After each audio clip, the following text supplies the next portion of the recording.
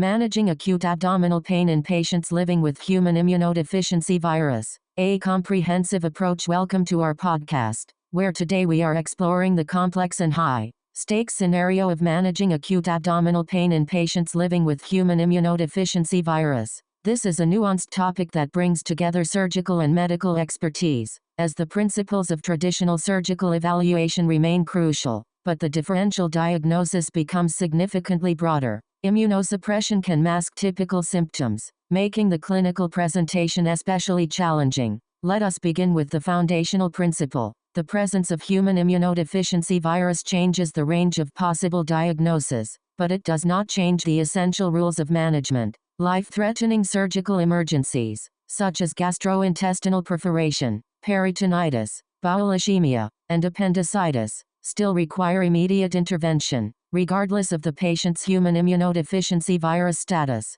It is vital that immunosuppression does not result in delays in either diagnosis or treatment. At the same time, clinicians must conduct a thorough medical evaluation to identify both opportunistic and human immunodeficiency virus-related conditions. Our first step is the initial assessment and resuscitation, which is identical to any acute abdominal presentation, but with increased vigilance. Stabilizing the patient's airway, breathing, and circulation is always the priority. Individuals living with human immunodeficiency virus may have underlying cardiac and respiratory comorbidities that deserve special attention. A comprehensive history is essential. This should include details about the duration of human immunodeficiency virus infection, the patient's current and lowest ever immune cell count, the viral load, and history of antiretroviral therapy. It is important to inquire about prior opportunistic infections, and to conduct a detailed review of symptoms such as fever, night sweats, weight loss, and gastrointestinal complaints like diarrhea and painful swallowing,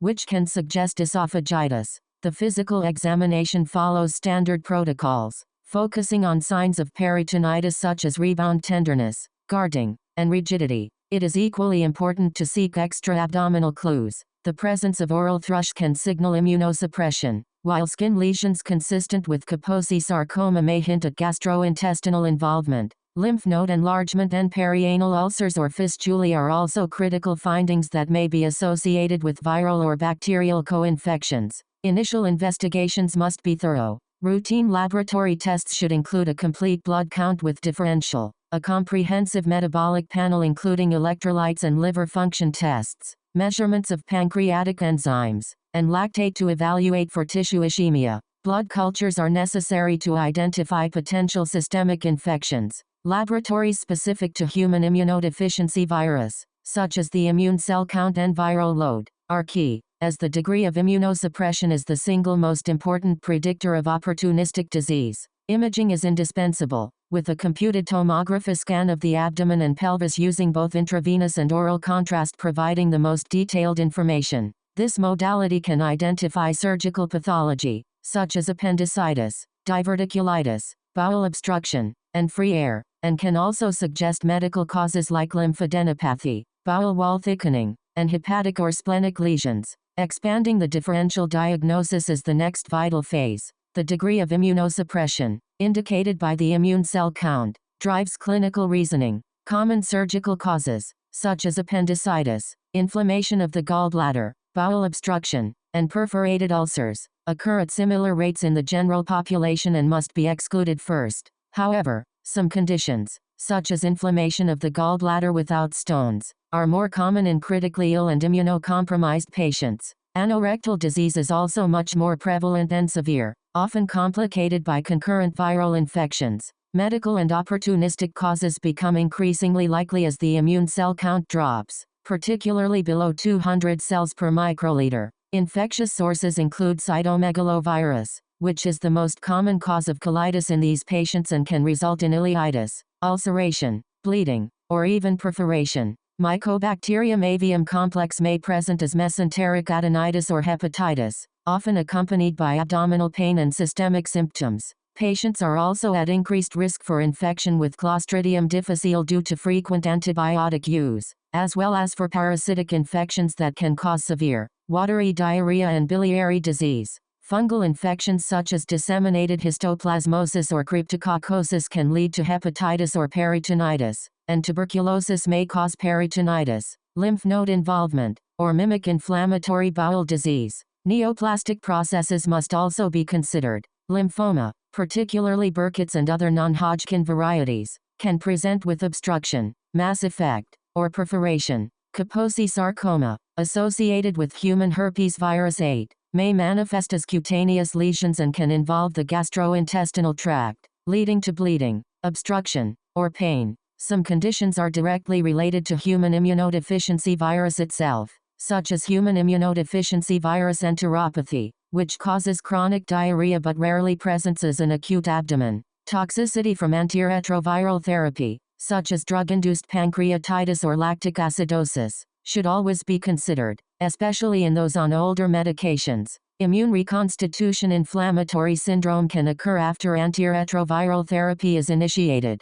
leading to a dramatic inflammatory response against previously subclinical infections, and may present as lymphadenitis, colitis, or hepatitis. Diagnostic and management strategies should follow a structured approach. If the patient is unstable or shows clear signs of peritonitis, an urgent surgical consultation is mandatory, and exploratory surgery may be necessary both to diagnose and treat the condition. For stable patients, the immune cell count should guide evaluation. Counts above 500 cells per microliter suggest a differential similar to the immunocompetent population, and common surgical causes should be prioritized.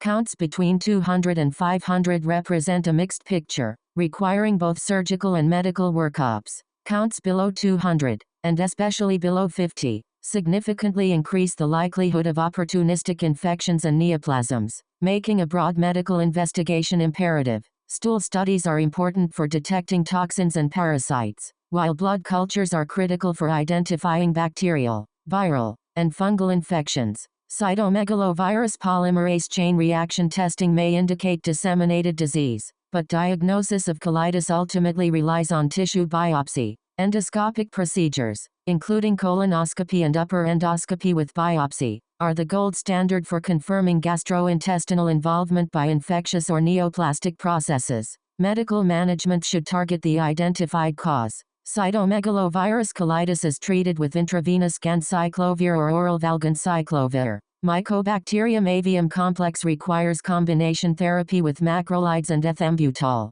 Clostridium difficile is managed with oral vancomycin or fidaxomicin. For immune reconstitution inflammatory syndrome, the mainstay is to continue antiretroviral therapy and treat the underlying opportunistic infection, sometimes with short courses of corticosteroids to control excessive inflammation. Special considerations are necessary when surgery is indicated. Patients with human immunodeficiency virus and low immune cell counts face increased risks of post-operative complications, such as wound infection, pneumonia, and sepsis. Drug interactions with antiretroviral medications must be accounted for in anesthesia planning. Malnutrition is common in this population, so early nutritional support is essential. Antiretroviral therapy should generally be continued throughout the perioperative period to maintain viral suppression. To summarize, managing acute abdominal pain in patients living with human immunodeficiency virus demands a dual-track approach, a rapid, standard surgical evaluation to rule out life-threatening conditions,